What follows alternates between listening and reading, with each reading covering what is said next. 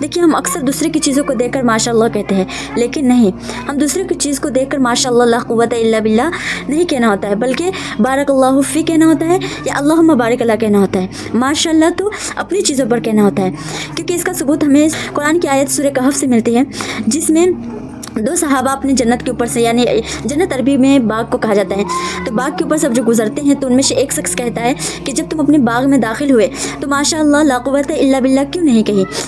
इसका मतलब है कि जो कुछ तुम्हारे पास है, जो कुछ हमारे पास है, वो अल्लाह ताला की वजह से है, उसके अलावा कोई हमें नहीं देने वाला था। तो ये हुआ ना कि अपनी चीज़ों को देखकर माशाअल्लाह ला कुव्वता इल्ला बिल्लाह कहना होता है, या तो माशाअल्लाह कहना होता है, और दूसरे की चीज़ों को देखकर अल्लाहुम्मा बारिक अल्लाह फ़ी कहना होता है, या सिर्फ बारकल्लाहु फ़ी कहना होता है। इसका सबूत हदीस से मिलता है कि सहाबा किराम जब दूसरे की चीज़ों को देखते थे तो बारकल्लाहु फ़ी कहते थे, अल्लाहुम्मा बारिक अल्लाह कहा करते थे।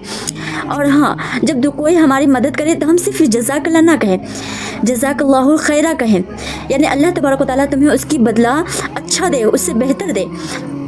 अगर सिर्फ हम जज़ाकल्लाह कहते हैं तो ये उसका मतलब ये होता है कि अगर तुम हमारे साथ बेहतर करते हो तो अल्लाह ताला उनका बदला बेहतर दे, उनका बदला अच्छाई में दे, और अगर हमारे साथ बुराई करते हो तो उसका वबाल भी तुम्हारे ऊपर हो। तो हम एक मुसलमान दूसरे मुसलमान को बद्दुआ नहीं दे सकते, उसके लिए खैर की दुआ ही करें। तो इस वीडियो को ज़रूर दूसरों को बताइए ताकि वो अपने मुसलमान भाई को जज़ाकल्लाहुल खैर कहकर खैर की दुआ दे, सिर्फ जज़ाकल्लाह ना कहे। और हाँ, माशाअल्लाह अपनी चीज़ों पर और दूसरे की चीज़ों को देखकर अल्लाहुम्मा बारिक अल्लाह फ़ी कहें।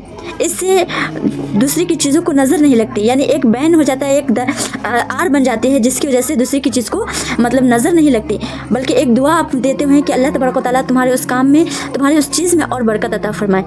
जज़ाकल्लाहुल खैर।